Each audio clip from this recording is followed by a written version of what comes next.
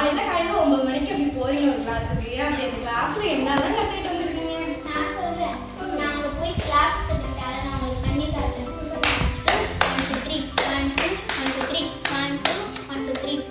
என்ன இருக்கு இதுல கை தட்டுறது என்ன இருக்கு? இதனால நிறைய பெனிஃபிட்ஸ் இருக்கு. இதனால நம்ம முகம் பொலிவு இளமையாவே காட்டும், கண் நல்லா ஆக்டிவா இருக்கும், முடி நல்லா growth ஆகும், அதே நேரம் கொட்டாது, நம்ம பிரைன் நல்லா ஆக்டிவா இருக்கும்.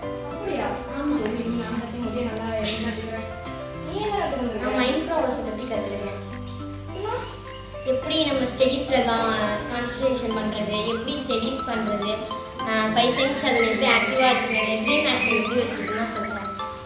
5 சென்ஸ் சொன்னோன்னா அது என்னென்னா eyes, nose, tongue, touching sense, ear, இதெல்லாம் ஆக்டிவாக வச்சுருந்தோம்னா நம்ம வந்து படிப்பில் நல்லா கவனம் செலுத்தலாம். அதெல்லாம் நான் கற்றுக்கிட்டேன். நான் வந்து பப்ளிக் ஸ்பீக்கிங் கற்றுக்கிட்டேன். எனக்கு ஸ்டேஜை பார்த்தாலே ரொம்ப பயமாக இருக்கும். இப்போ நான் இந்த கிளாஸ் வந்ததுனால ரொம்ப தைரியமாக பேசிட்டு இருக்கேன் எல்லாருக்குமே. தேங்க்யூ.